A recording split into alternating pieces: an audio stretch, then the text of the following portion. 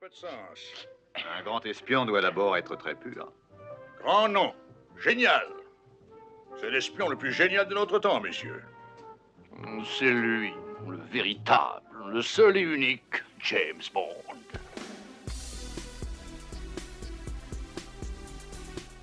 Après les déboires juridiques entre McClory et Ian Fleming, c'est Harry Saltzman, un producteur et scénariste canadien, qui va réussir à mettre la main sur les droits d'adaptation de James Bond.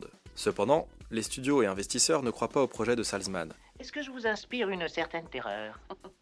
Pourquoi vous riez? Le temps passe, les droits seront bientôt sur le marché si aucune adaptation ne voit le jour. Arrive alors Albert Broccoli. Il veut dans un premier temps acheter les droits à Saltzman, qui refuse. Cependant, toujours dans la tourmente des refus des studios, il accepte de s'associer avec Broccoli. Vous êtes décidé à aller jusqu'au bout? C'est une idée comme une autre. En effet, ce dernier possède une expérience bien heureuse avec la critique cinéma, qui a vu d'un bon œil son film Les procès d'Oscar Wilde. Il possède aussi une bonne expérience du cinéma en général. Il est producteur depuis 1953 pour Les Bérets Rouges de Terence Young, un réalisateur qu'il retrouvera plusieurs fois au cours de la saga. Ils vont dès lors chercher des financements pour lancer leur James Bond.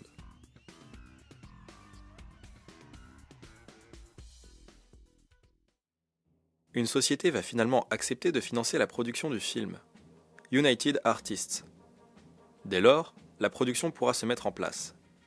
Tous les droits et copyrights commerciaux des personnages, éléments type logo 007, gun barrel et droits d'auteur, appartiennent à la société Dunjack, fondée par Broccoli et Saltzman et nommée d'après leur femme.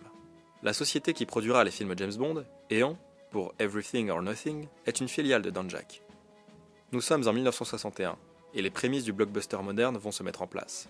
On trouve dans la production des premiers James Bond une organisation semblable à celle de Steven Spielberg et George Lucas des années plus tard.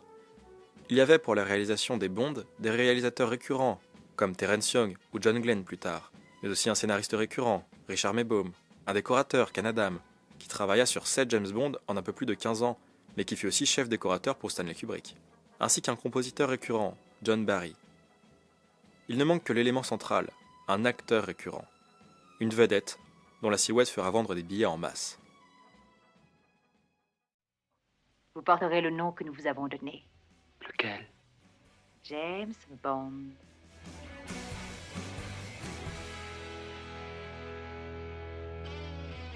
Si aujourd'hui, à chaque sortie d'un nouveau film James Bond, on pense immédiatement à la suite et à qui sera le prochain interprète de l'agent secret, avec des spéculations qui agitent les bookmakers, à l'époque de la production de Dr No, ce fut une autre histoire.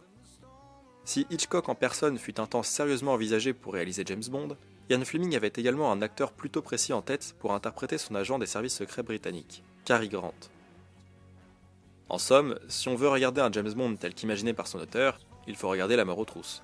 Il y a d'ailleurs beaucoup de similitudes entre le film du maître du suspense et ce qu'ont été les films James Bond. Un générique graphique en musique, de l'espionnage, de l'action, une girl, un grand méchant, un grand final avec cascade, et même la scène finale dans un train. Je n'ai pas trouvé ça drôle du tout. Ian Fleming voulait Cary Grant, mais celui-ci semblait trop vieux pour incarner l'agent britannique. Il était âgé de 57 ans et ce dernier ne voulait pas s'engager pour une série de films. La piste Cary Grant fut donc écartée. Ian Fleming aurait ensuite avancé le nom de David Niven, trop cher selon la production. L'auteur proposera une liste de quelques noms, dont James Stewart. Décidément, il devait vraiment bien apprécier le cinéma d'Hitchcock. Mais aucun nom ne sera retenu.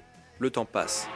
Un journal, qui publiait des adaptations dessinées de James Bond, le Daily Express, décide d'organiser un vote auprès de ses lecteurs pour savoir qui devrait être l'interprète de l'agent secret. Le nom de Sean Connery sort pour la première fois. Cependant, du côté de la production, un autre nom va sortir, Roger Moore. Tout à fait exact. Malheureusement, ce dernier est sous contrat pour la série The Saint. Broccoli s'intéresse alors aux résultats du vote du Daily Express. Il a déjà rencontré Sean Connery et l'avait déjà vu dans quelques films mineurs. Sean Connery as Peddler, his fiddling mate, doing what comes naturally. It come to me last night, so I went to the corporal down at SHQ and volunteered. Il apprécie ce jeune écossais et lui propose donc de venir passer une audition. Sean Connery flaire l'opportunité et décide de ne pas passer l'audition. Il annonce que soit il est pris tel quel, soit il n'est pas pris du tout. C'est ridicule, n'est-ce pas? Oui, c'est complètement idiot. Les producteurs sont emballés par autant d'audace. Cette tête brûlée écossaise sera leur James Bond. Le réalisateur Terence Young, qui avait déjà tourné avec Sean Connery, n'est pas très emballé, de même que United Artists, ou même Ian Fleming au début. Mais l'horloge tourne. Vous êtes le nouveau James Bond, je crois. Et oui, c'est exact. Veuillez apposer votre signature, là. Un contrat est signé, Sean Connery est engagé pour tourner 5 films James Bond. Mais l'histoire voudra qu'il en tourne au final 7.